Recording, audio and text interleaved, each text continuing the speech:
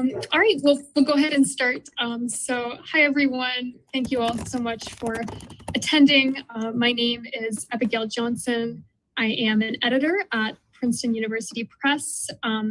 More specifically, I'm a physics and astronomy editor. So I work with books across both of these disciplines, and I work on a wide variety of different types of books.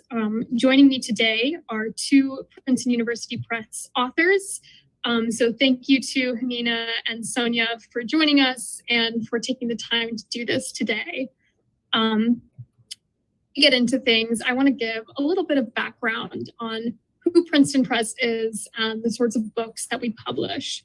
So we are a university press. We're loosely affiliated with Princeton University, and we are a nonprofit. So we are mission driven. And our mission is that we bring scholarly ideas to the world through the publication of books. We embrace the high standards, not only in scholarship, but also in inclusivity and diversity in our publishing. We also have a code of conduct. So we really operate on principles of mutual respect between us and our authors. And we have a zero tolerance policy for racism or any other kinds of discrimination or harassment. I've also shared with you on the left here our core values of courage, collaboration, creativity, community, globalism, imagination, inclusivity, and resilience. So we're based in Princeton University. But we're also a global press. We have offices in the UK in Oxford and in China in Beijing. We're part of Even Up, which is a group of 17 university presses dedicated to promoting more inclusive publishing. We have a speakers bureau for our authors. We're the very first university press to launch something like this. And we also have our own audio imprint. So we produce a good number of our own audio books in-house. So the books we publish broadly fall into three different categories. The first being scholarly books. We sometimes in publishing also call these monographs. These are really cutting edge book-length contributions to the field.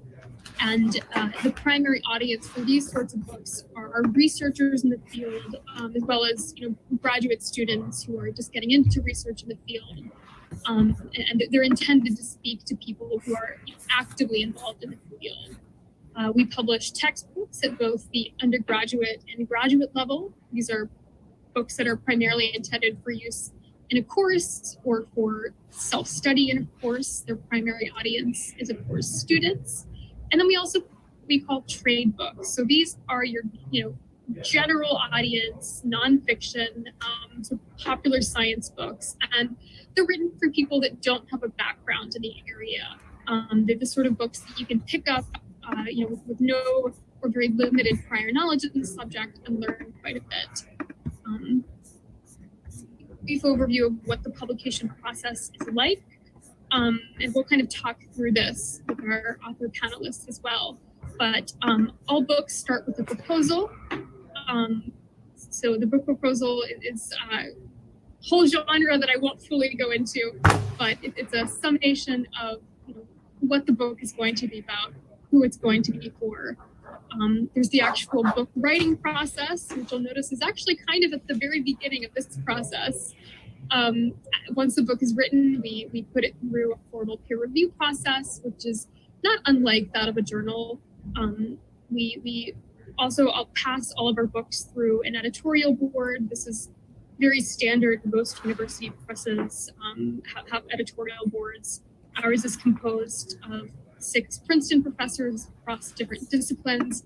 And the editorial board just ensures that the book has indeed gone through a peer review process.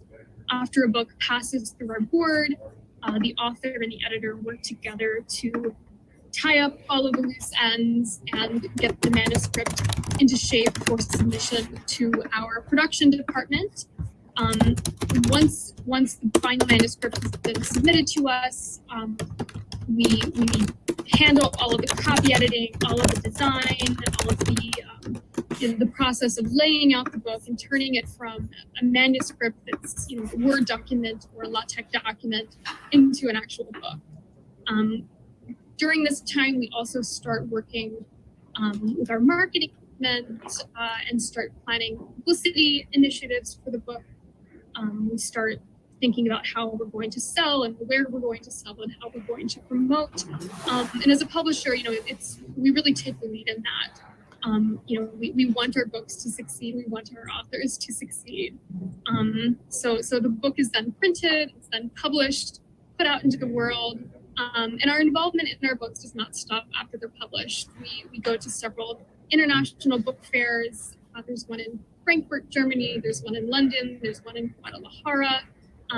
And our publicity and marketing folks and our international rights folks work with publishers to get translations of our books, to get international rights for our books. We often do second editions. We really try to keep our books in print. That's something that we can do as a nonprofit publisher.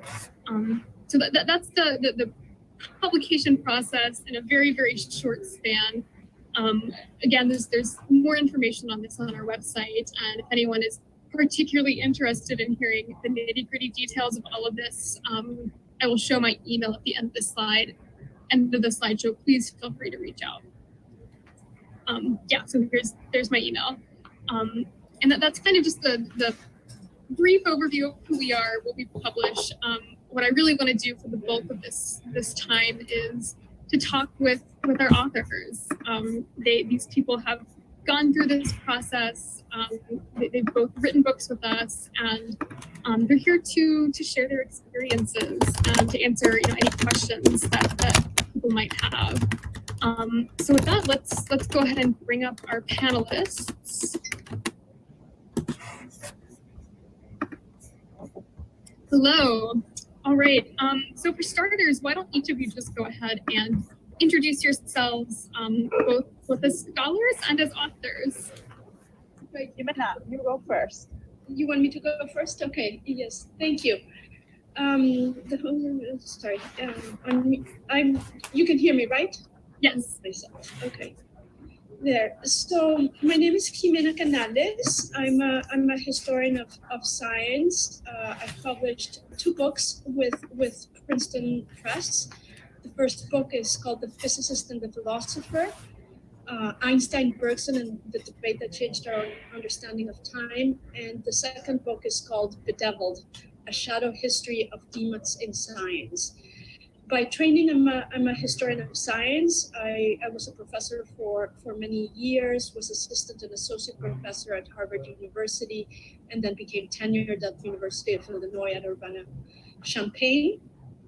And I've had a great experience with Princeton Press, with my editor, Ingrid Nerlich, everybody that I have worked from the marketing teams. I loved hearing you, Abigail, say that you operate on the basis of trust, and it really feels that way. So I'm here to answer any questions that you might have, and also, if you guys want advice of any sort, please think of me as a resource. So I am Sonia Contera. I hope you hear me all right. I am a professor of physics. I am an experimentalist in science, and I wrote also a book for Princeton University Press a few years ago, also with the same editor, Ingrid. I was interested in developing my vision of my own field outside normal academic papers. I think as scientists, we don't have time to think. We just a bit too pressed to publish papers and get grants, but I thought that the history of how physics was transforming biology and why nanotechnology, which is the topic of my book, was also part of this transformation of how we think about biology and medicine. I had to be told. So I wanted to learn a bit about the historical context and also the political context and the scientific context and predict. I wanted to predict the future for some reason. I guess that's what physicists do. We try to make equations to predict the future. So Ingrid contacted me directly and asked me if I wanted to write a book. And I had already a book in my head that I had never thought I would write because I had 2 little children and a lot of my workload was crazy teaching and everything else. but I guess I had something inside of myself, and she was very supportive. She gave me time to think. Writing a book is very different from doing experiments or writing papers, and I wanted to develop. That was what I wanted to do. I wanted to learn how to write a book, and I sort of was given the space and also the time, and they were flexible with me. So my book came out, and now it's actually today I just spoke to the editor of the Spanish translation of my book, which will be coming out next year. So the book has been translated to the languages of my education, so Chinese, Japanese, and Spanish, which is all very surprising. So it's been a great journey and has transformed me as a scientist. Now I think different about my field. So I thought I was very lucky I was given this opportunity. Jimena, could you also speak a little bit about how your book sort of came about, and what made you decide to endeavor to write a book? I had a previous book by the time that I came to Princeton Press, but Princeton Press called The 10th of a Second, a history, and that was published with Chicago University Press.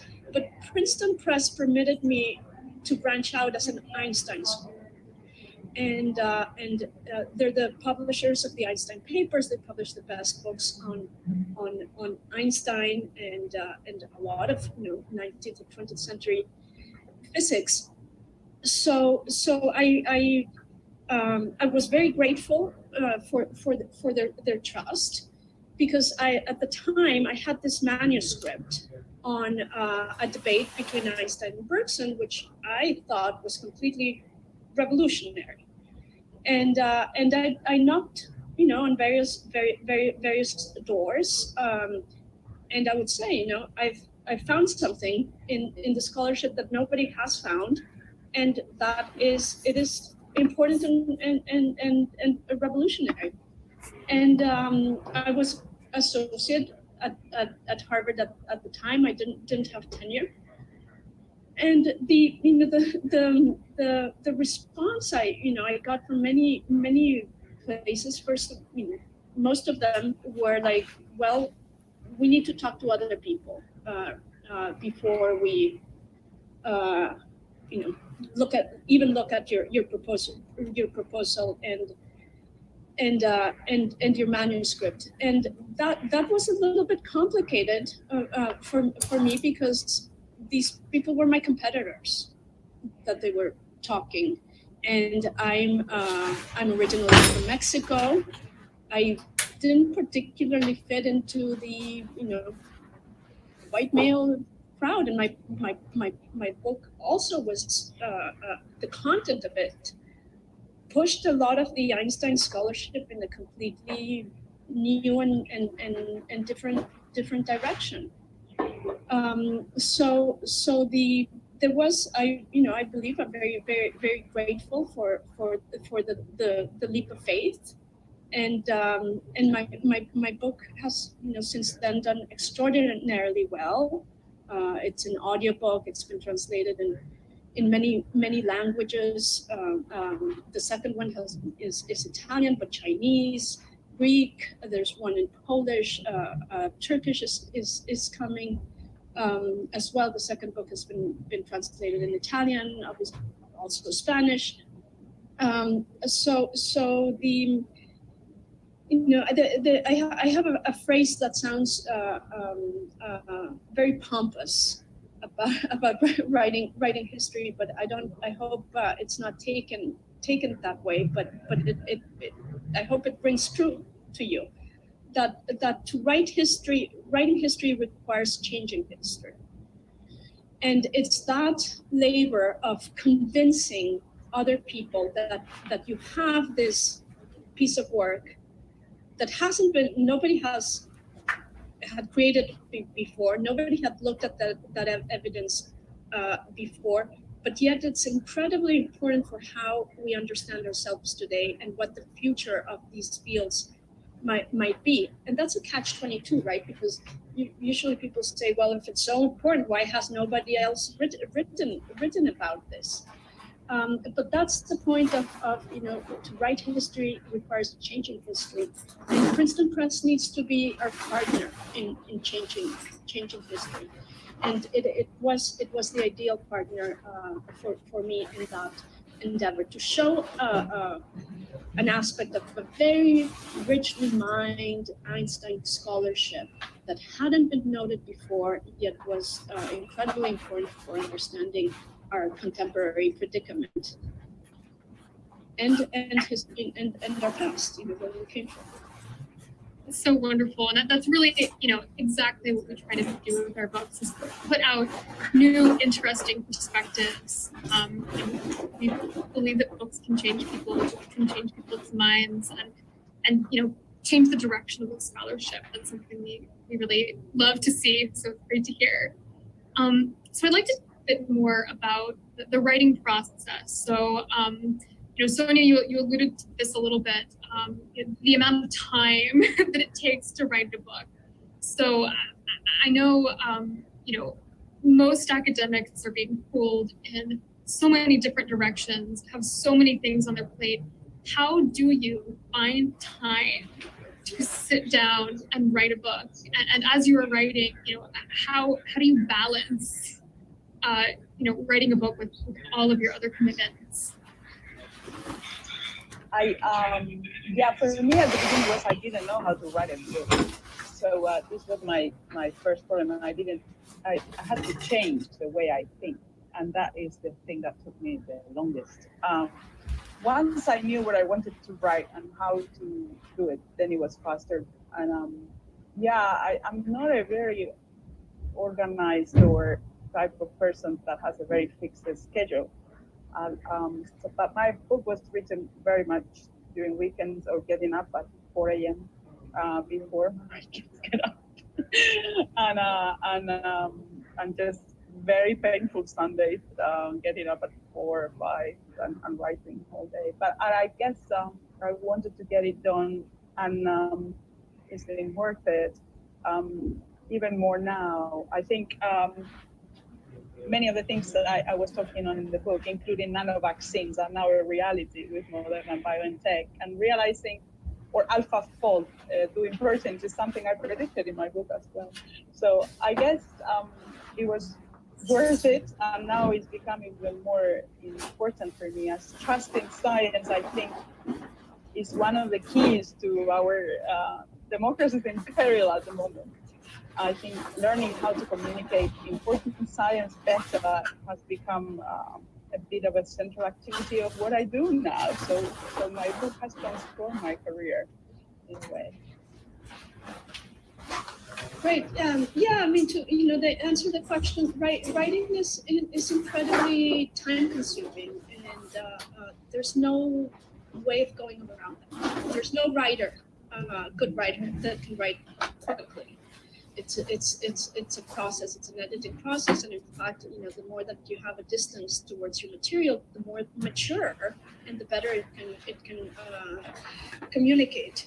So patience is key. The patience of the press is and the editors. It's I don't know where you guys get it from, but it is amazing. I remind myself that the deadlines in the publishing world are very different. Generally, you're like, you can be late 10 minutes. You can postpone a dinner a day or two, but you can tell your editor that you'll send them something in 6 months later. it's not completely out of pocket. I also had a young child when I was writing my book, so a lot of writing took place after he went to bed, from 8 p.m. to midnight. It's hard, and even as academics, we're expected to do research, but that's not our jobs. Our jobs is to keep our to teach and take care of the students and nurture them. And it feels very weird to be sometimes split between the roles, because sometimes promotion, depends on books, but your everyday, depends on interacting with students that are, human beings and people that need your attention and time. So it is it's a very difficult process. But going back to what Sandra says, is it worth it? It's totally worth it. Books are still an incredibly powerful medium, and when I lose hope and I get discouraged, I remind myself of all these like very important people, politicians, actors, that the first thing they do when they can Hillary Clinton, Obama, is to write a book. And I tell myself, like, well, if they're doing it, it means that this medium is still perhaps still the most valuable way of making a sustained argument and an intervention in the world in all sorts of ways, from politics to scholarship. I may add that an experimental scientist is very different. So I'm not expected to write books. In fact, I cannot use that for my career. But my book has allowed me to understand my field in a way that many of my colleagues unfortunately can't do, because they haven't reflected on the length of where it comes from, where it's going. So I think the book should be brought back maybe to the academic careers of practicing scientists, like experimentalists or theorists, because it's also a way of communicating with your students that you can't if you just write papers. And it's if you become a better teacher, you become a better communicator, and as Jimena said, we really the way you interact with the rest of the world is very different. It transforms you. In my case, the kind of reflection, deep reflection you have to make on the topics is much deeper than very often when you write a paper just to make sure you tick the boxes for the next grant. You want to be proud of your book, and I think you will. In that sense, having Princeton Press was very important for me, because it's a prestigious publisher. It's in a country I don't live in. I live in the UK, and also that my whole experience in a very different framework. It forced me to think in a different way and to be good at it. It forced me into I can produce rubbish for publishing for 8 years. So I thought it was great.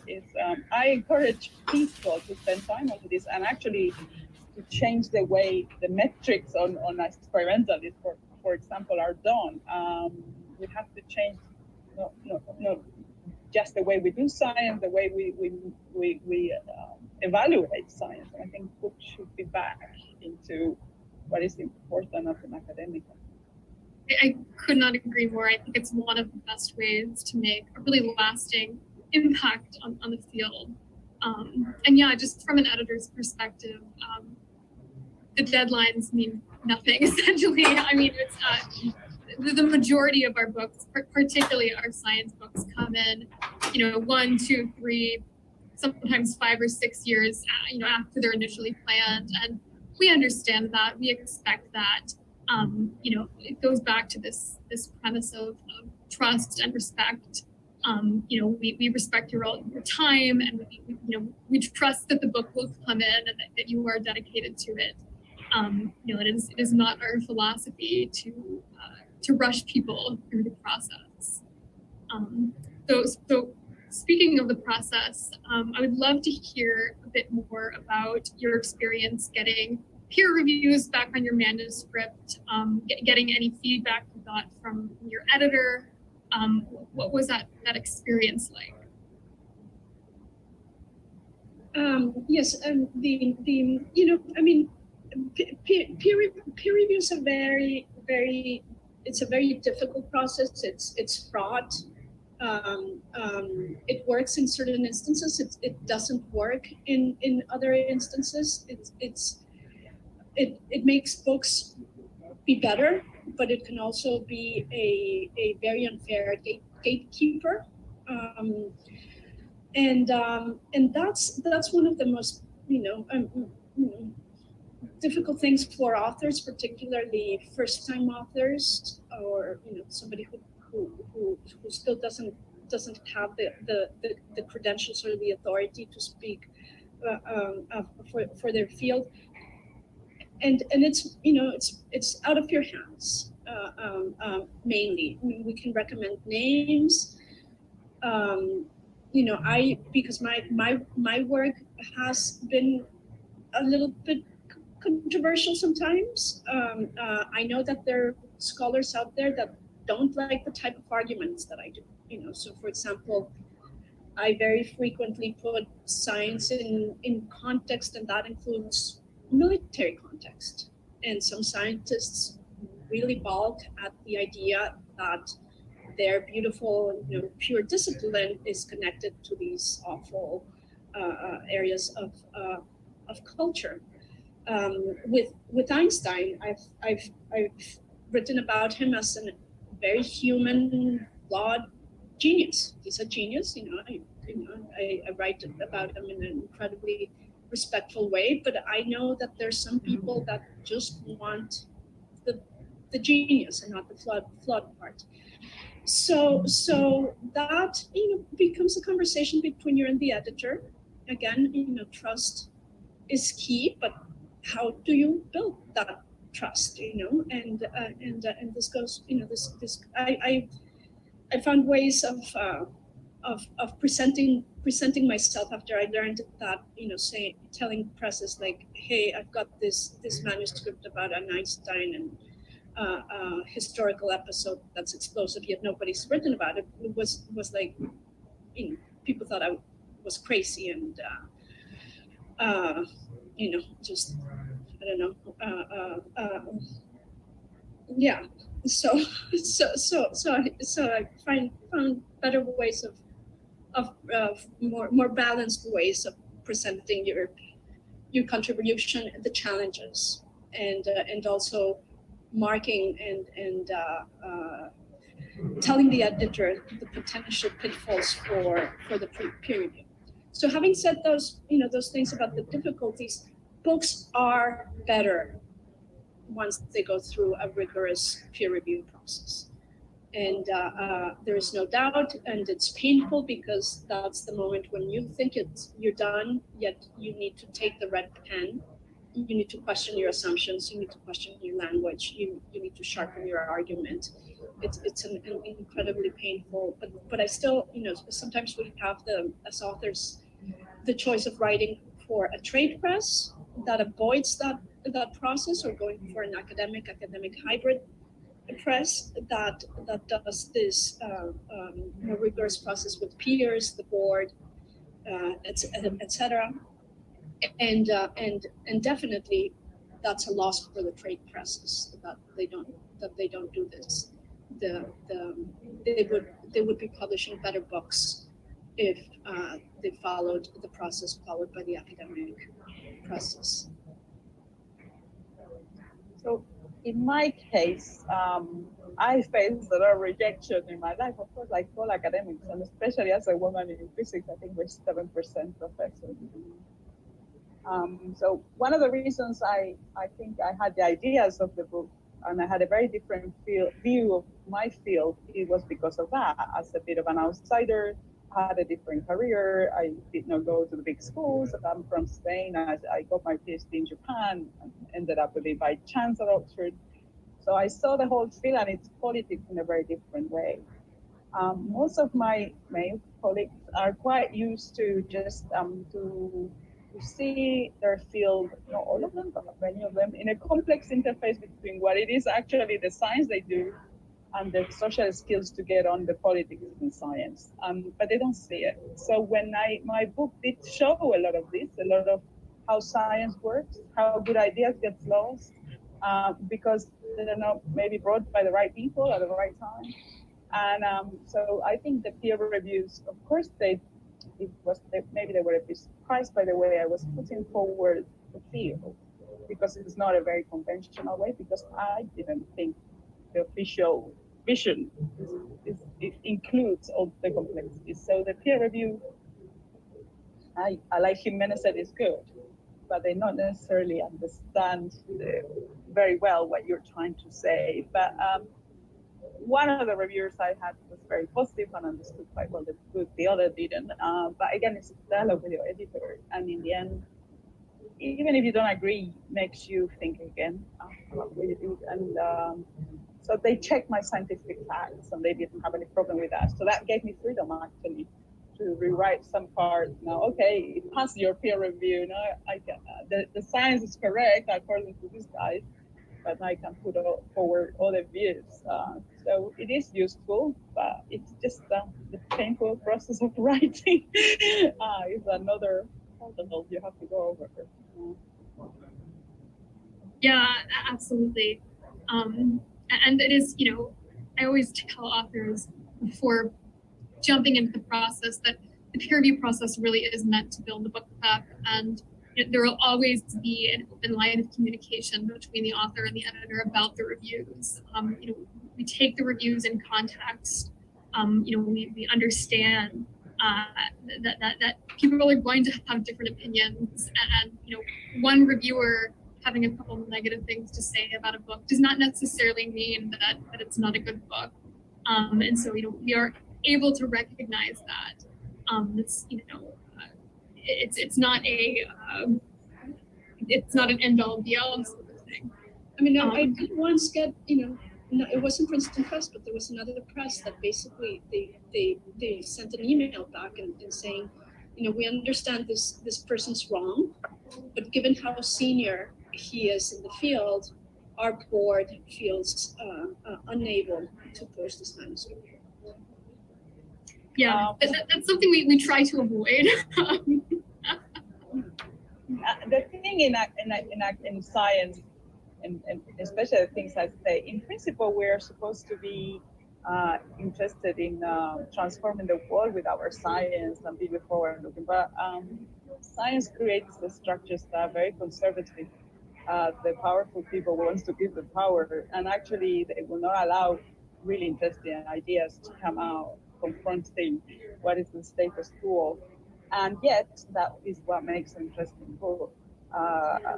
You want to come out with a new vision of something that opens things that are not visible before your book was you're opening, revealing some parts of something interesting that we're not seeing.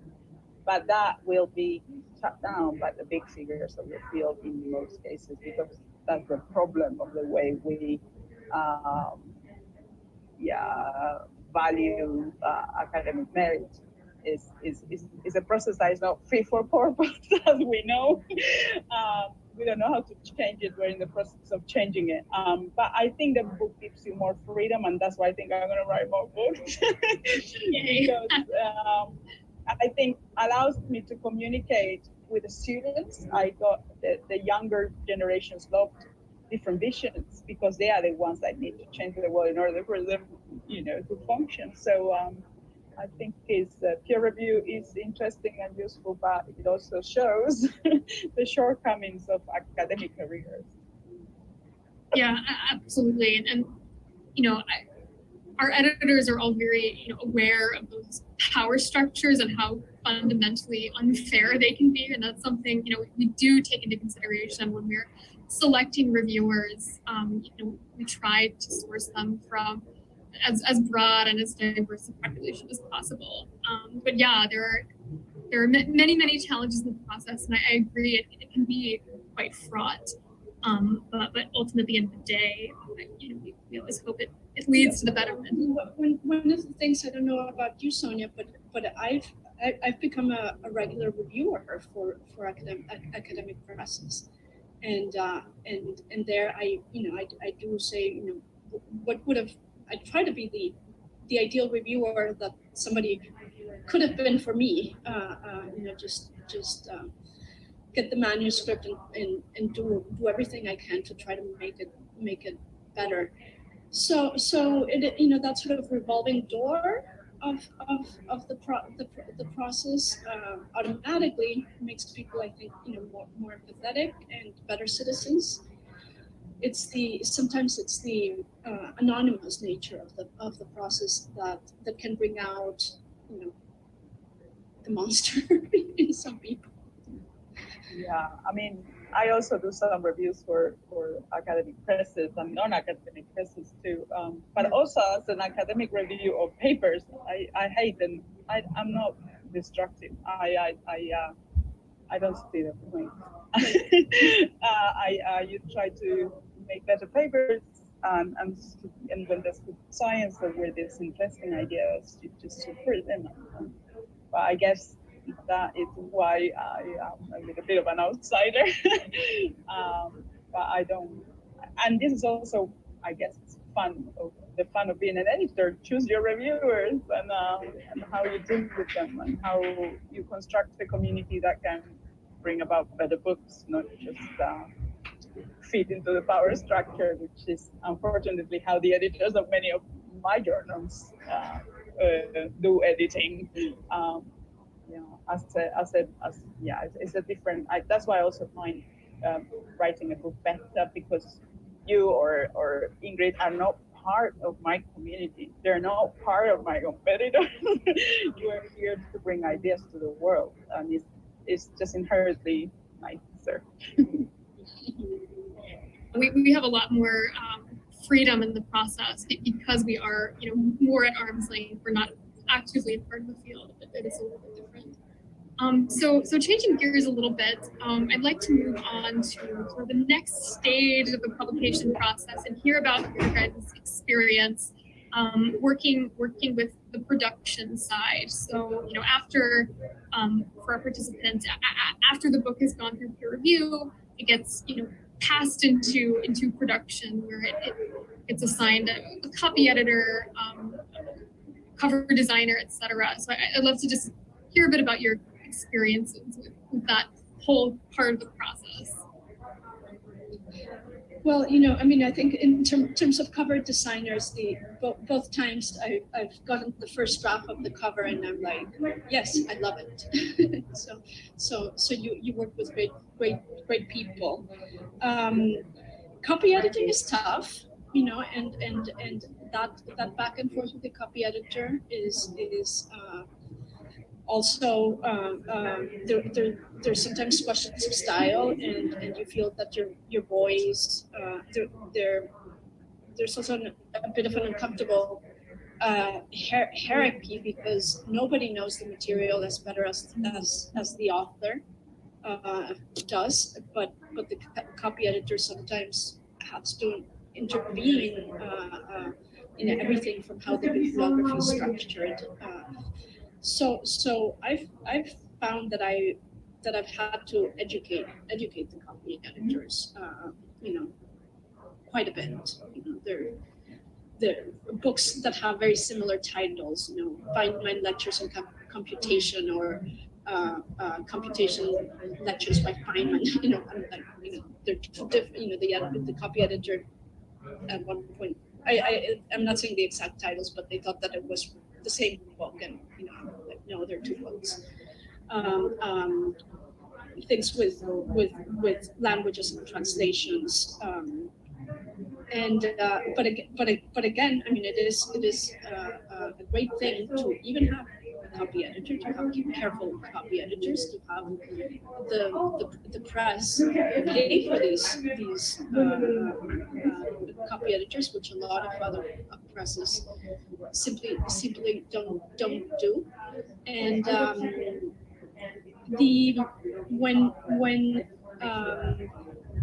I've increasingly talked to authors who lament that editors and presses are a little bit hands-off about their arguments, and that particularly the British presses, the Routledge and the Oxford Press, that are making these very expensive books meant for libraries, or presses that have huge catalogs like MIT Press, that don't care so much about their babies. And they're in discussions with them, I feel a little bit, it's sort of, if that's the case, that you're being confronted, try to make lemonade from lemons, and the upside is that it gives you huge freedom to then do the argument that you absolutely want to make yourself, without the oversight of a very strong editor, or many many editors. Yeah, I mean, I guess the other thing to add there is again patience. The book production takes a lot of time, and it's generally a year from manuscript submission to manuscript publication. Could be a little shorter. But I believe, like, even movies or documentaries have much quicker turnaround times. But that's part of the nature of the book. These are really carefully thought out, carefully constructed, labor-intensive projects, and yeah, and it's a long, complex process that shouldn't be long and complex. I may talk about my copy editing experience. I'm not a native English speaker. I speak many languages, so my grammar can sometimes go very fractured and very weird. So it was great to have a very careful and thorough copy editor. As Jimena said, they don't always get it right, but it's good also because your general reader maybe will make the same assumptions. So in those discussions, the book improves in clarity. And I thoroughly enjoyed it. Some of the questions I got from her were great. So that inspired new paragraphs in the book. That was the process I enjoyed the most. I had a very good relationship with my editor. We exchanged a lot of emails, and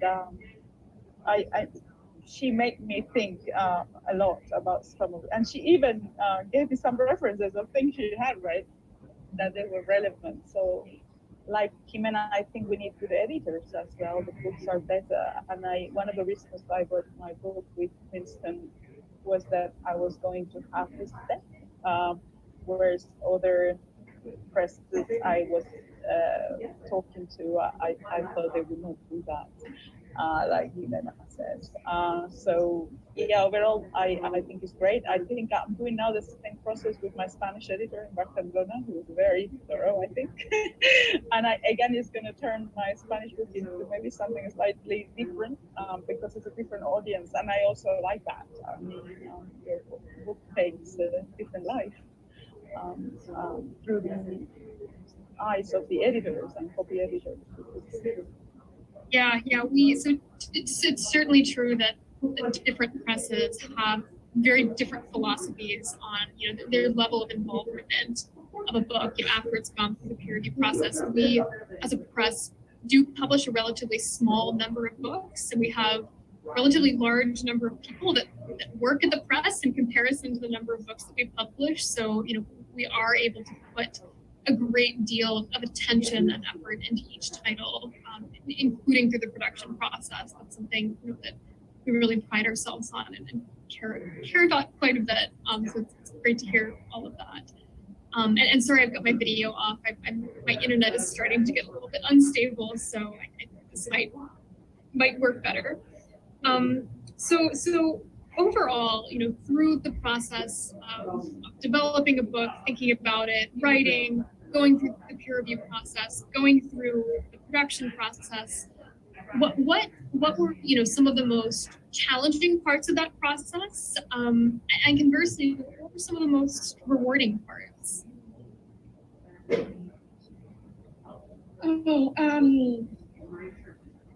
Yes. Well, they're ironically or paradoxically, they're both the same. And the more challenging are the more rewarding.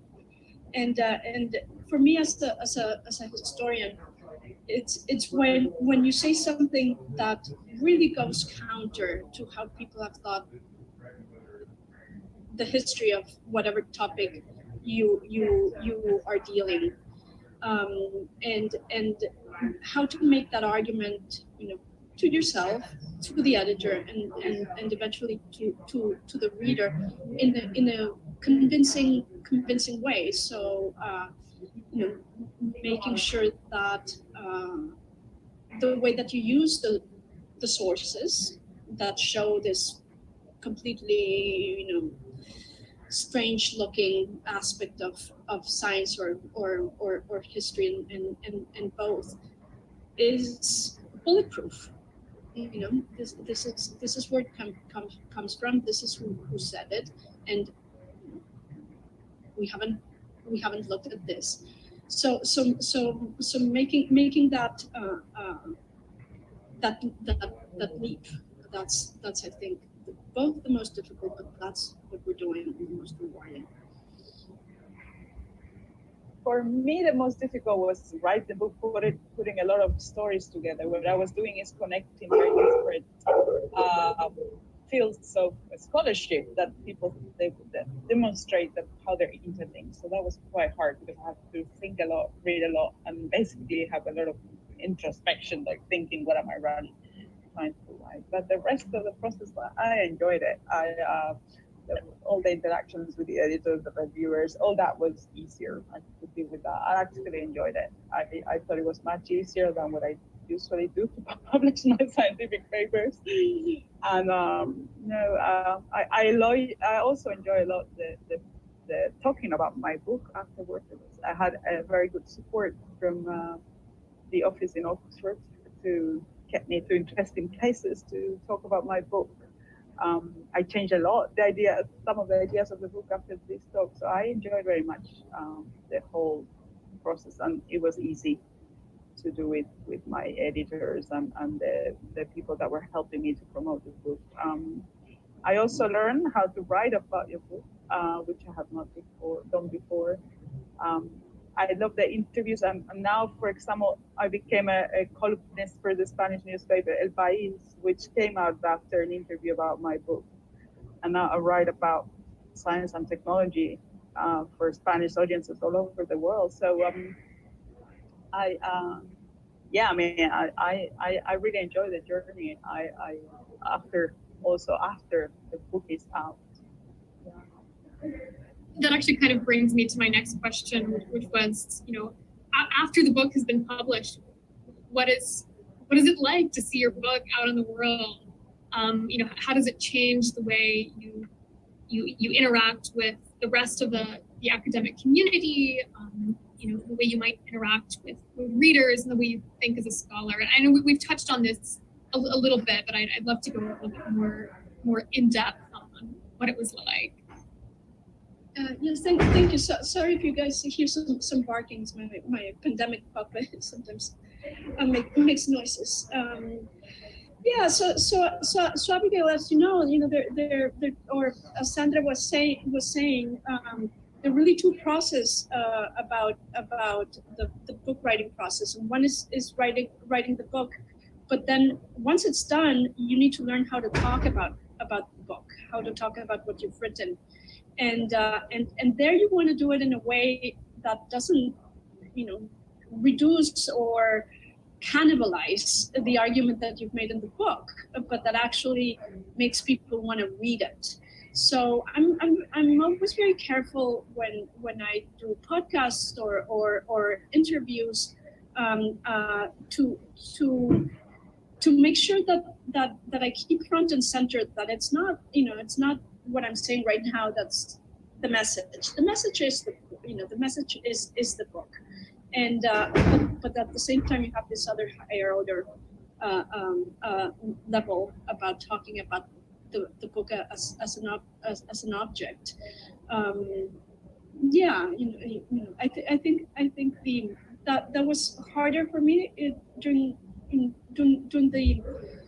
the first book than the second, because by the time that the second in Princeton Press, by the time I had the second, I already had in mind that you need to do these abstracts and summaries and catalog descriptions that distill the argument in a way that is intriguing but doesn't give it away completely.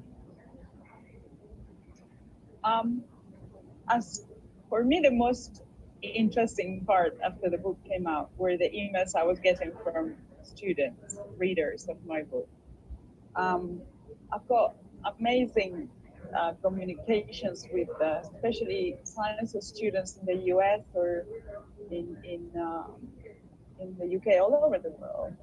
And many of them, I mean, I was answering many of the questions they had and nobody has told them. And some of them wrote to me that they had changed careers, that they had started companies, they have moved to other fields just because when they read my book, they thought they were going in the right direction.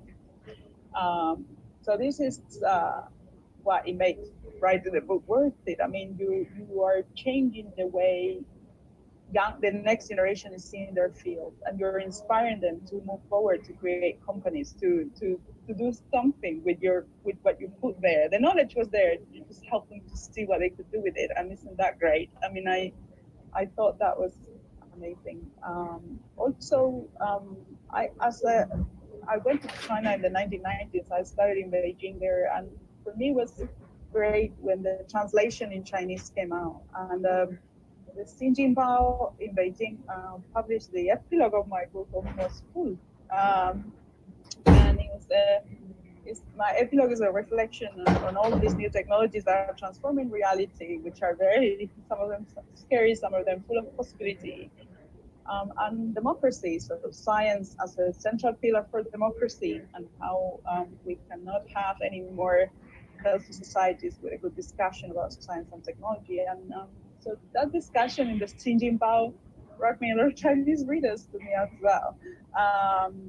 And that especially many women. In China now there is a quite crackdown on feminism, on the role of women they had in society, and they're losing. And many women students in China, students of science, like my book because it's written by a woman. And so it's I know it's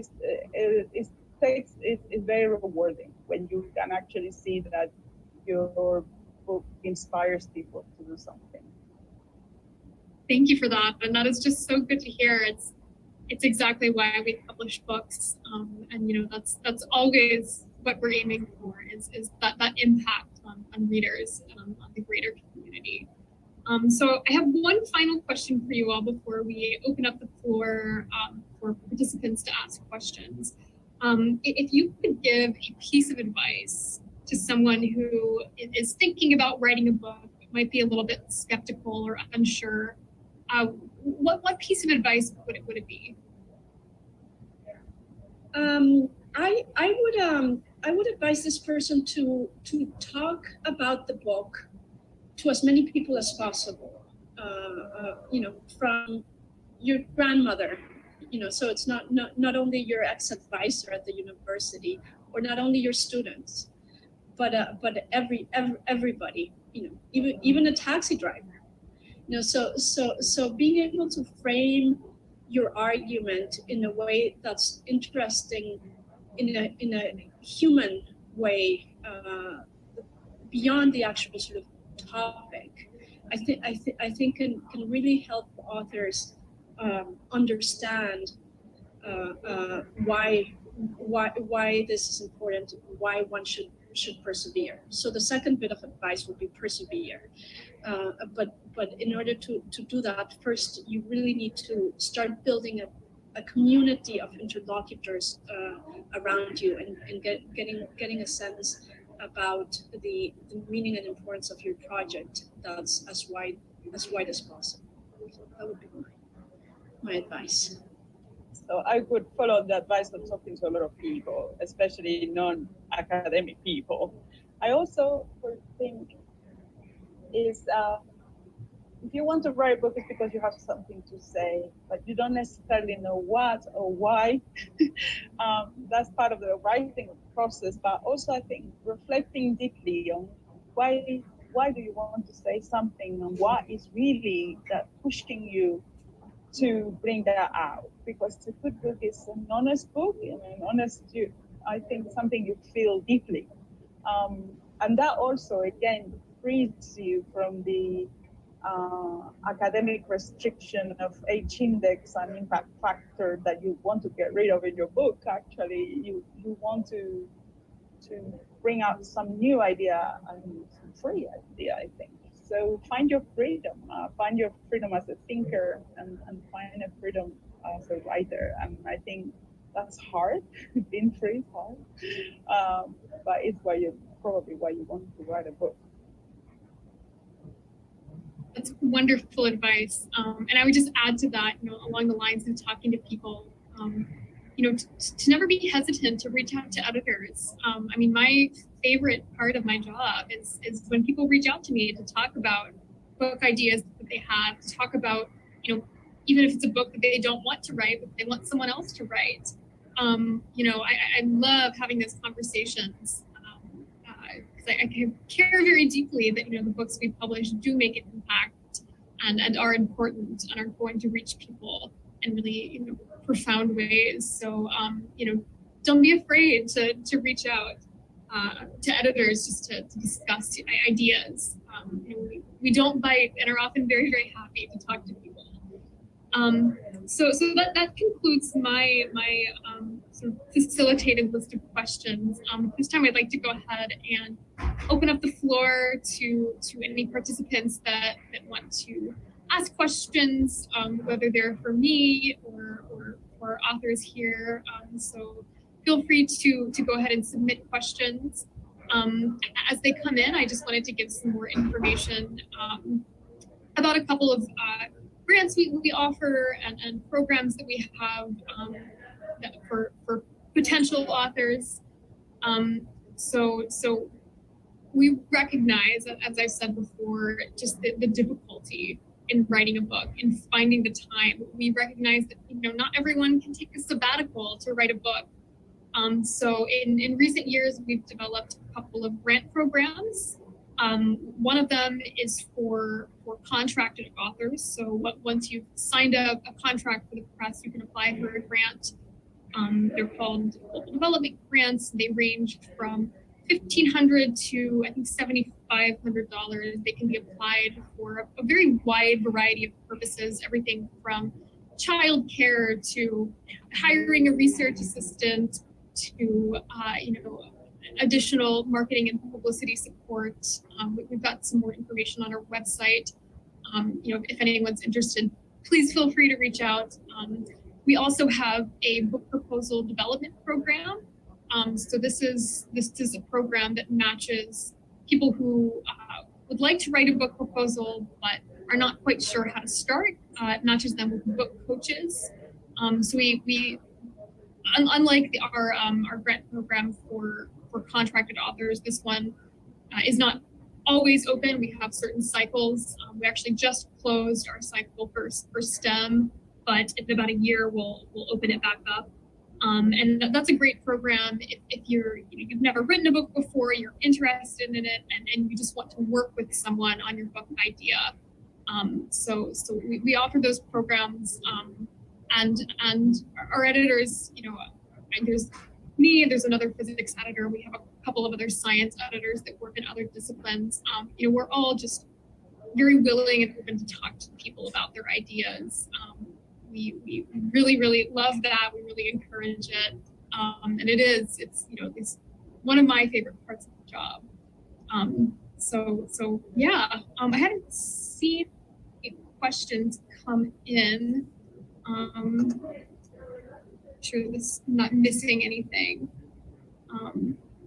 But if no one's got questions, I'll go ahead and give everyone their half hour back. Just thank you again for all of the participants. Thank you, Jimena and Sonia, for your time. I so appreciate it. Oh, looks like we actually have one question that came in. So what do you wish you had known before your first book project? It's a great question. Oh my God, yes, everything.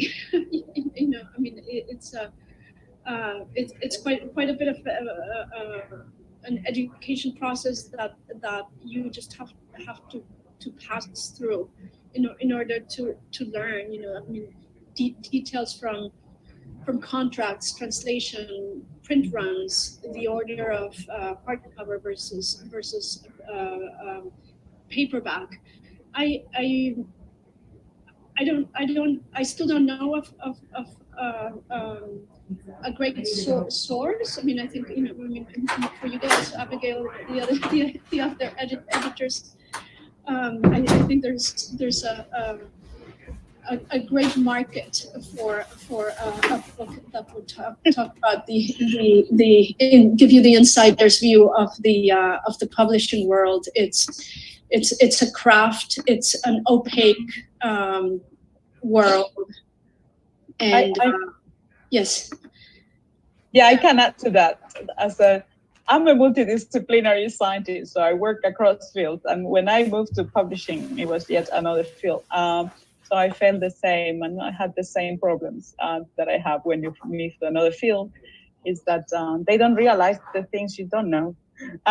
So this is a bit of criticism for the publishers as well.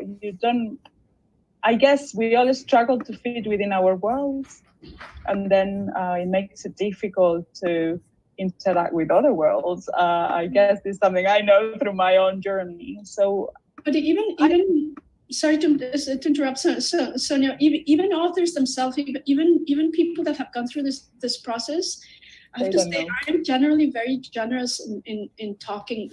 They don't want to tell you. It's like alchemy. It's really everybody wants to. Unfortunate aspect of the business. I wish it were more open and more transparent, and I think we can work on that. I absolutely agree. Yeah. I mean, speaking as someone who is in the industry and frequently speaks as scientists that know very little about publishing, have never published a book, there is a certain opacity about our processes and how we work and how we think as publishers. And I absolutely agree that needs to change. And that's why we're hosting events like this.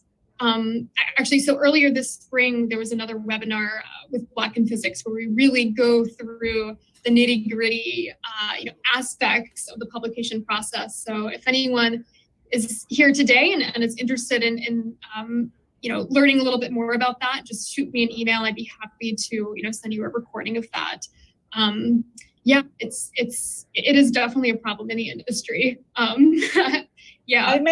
I can add something to that not everything can be taught. So you can never talk about. So it's great to be open, and it's great to talk, and yet it's going to be an unknown, journey into the unknown, whatever you do, because whenever you start something new, you have to learn.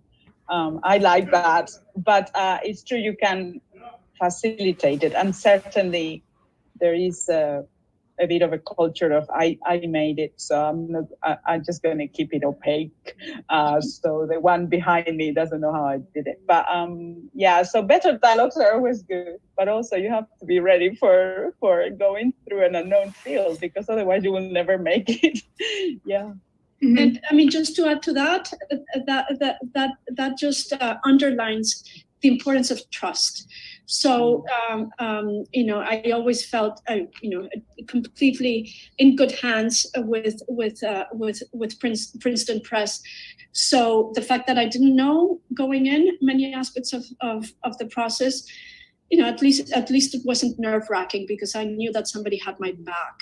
I can't imagine how difficult it would have been in a situation in which there wasn't that feeling of mutual support and trust. So, Absolutely. I think if I had not trusted my editor, I would have stopped. I would have not done that.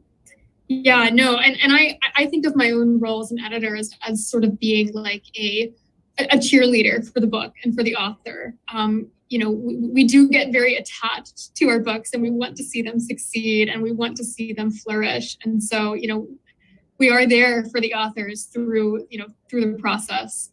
We try to be as best as we can, even though it can be long and difficult. It is not and should not be a solitary process. And I certainly, hope it has not been for you all. But yeah. Are there any other questions for the panelists?